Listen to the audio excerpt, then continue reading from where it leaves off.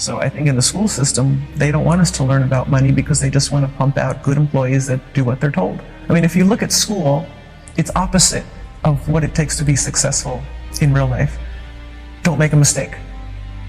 Do as you're told. Take tests by yourself. Don't cooperate. Do it by yourself. Do it on your own. And the last thing was, there's only one right answer. No, there's tons of answers to a problem. So you come out of school scared to death of making a mistake. You do everything on your own. You don't cooperate. There's no synergy. There's no brainstorming. And there's only one right answer. Everybody wants to get the right answer. There's no one right answer. So I think people come out of school paralyzed. I think the school system is criminal in that it kills a child's spirit of learning. You know, a child goes into school all excited about, yeah, I'm going to learn and it's going to be great. And then the teacher says, sit down and shut up. Don't talk. We don't care what you're interested in. Did anybody in school ever ask you, did the teacher ever ask you, Brian, what are you interested in? I never did. I never did. So they just teach you what they want to teach you instead of finding out what the child is interested in and teaching to that. So I think kids come out of school scared to death of making a mistake. They come out paralyzed. They don't know what they want to do because their spirit and their creativity has been crushed inside of them. So you almost have to do a whole reprogramming once you get out of school so you can find out what it is that excites you, what it is that where your passion is. When Robert and I had our first date back in 1984, he asked me in Hawaii. Okay. He said, "What do you want to do with your life?" I had been fired twice from the same job out of college, twice. From the same job? Yep. They fired me and they hired me back and they fired me again. And I knew I wanted my own business. So on our first date, he said, "What do you want to do with your life?" And I said, "I want my own business, but I don't know anything about entrepreneurship. I've never been around entrepreneurs." And Robert said, "Well, I've started several businesses and all of my friends are entrepreneurs." I'm like, "Great, perfect." So 2 months later, I started my first business. But the funniest thought I had coming from an employee was, "Oh, now my time is my time. I'll do it whenever I want.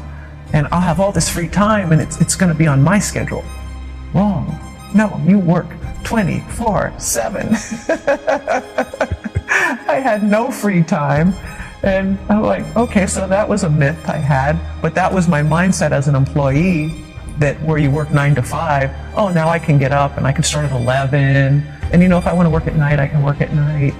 No, you're working, especially when you're starting a business, it's 24/7. Entrepreneurship is not for the faint of heart. It is not.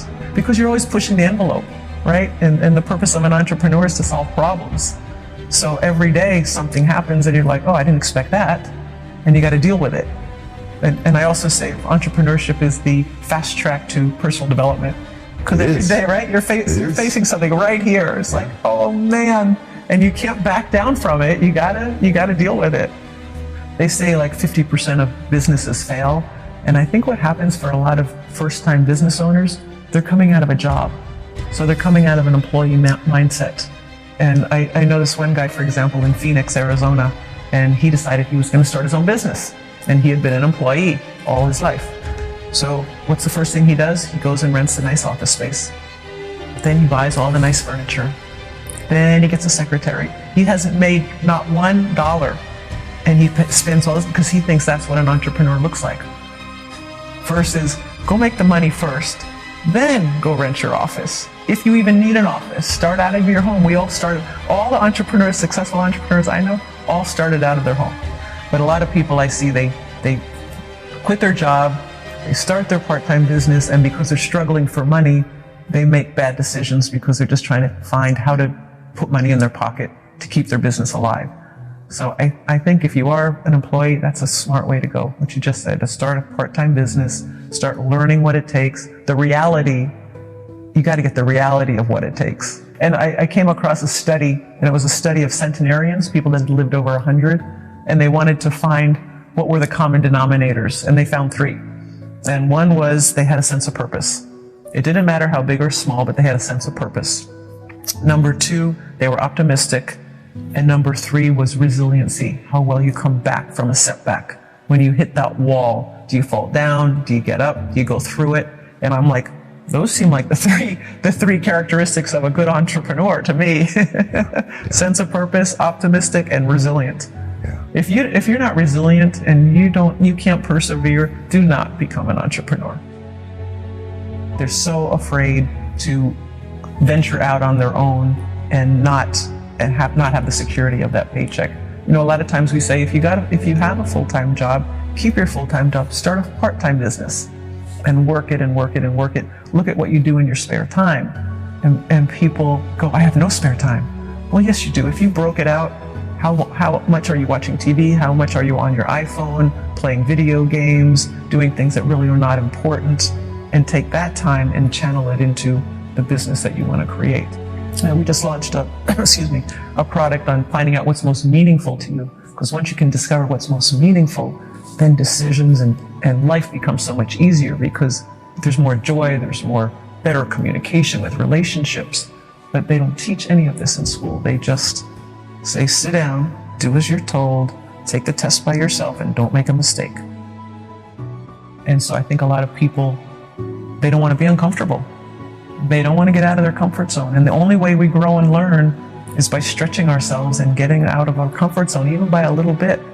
You know, Emerson said, this is not the exact quote, but something to the effect of, if you're not facing something you fear every day, you don't understand the secret of life. Because that's where growth and transformation happens. Yeah. So, and I hate making mistakes just like everybody else. I hate failing, but that's where we learn the most. If we can take the lesson of the failure and take the lesson of the mistake and learn from it, then we get much smarter. And it's not about do what you love and the money will follow. It's not that. It's do what you love. Where's the problem you're solving? Where can you be a contribution? Then you work your butt off and then the money will come. Amen. I can agree with that. But I like thinking of making a contribution versus just selling a product. Right. And I'll say one other thing. A lot of people say, you know, I really want to make a difference in the world, and I think my product or my service is going to make that difference. But they're not willing to charge money for it or really turn it into a business. If you've got a product or service and you really feel it's going to help people and help the masses, then you have a responsibility to make your business successful so that people hear about you and to get it out to the world.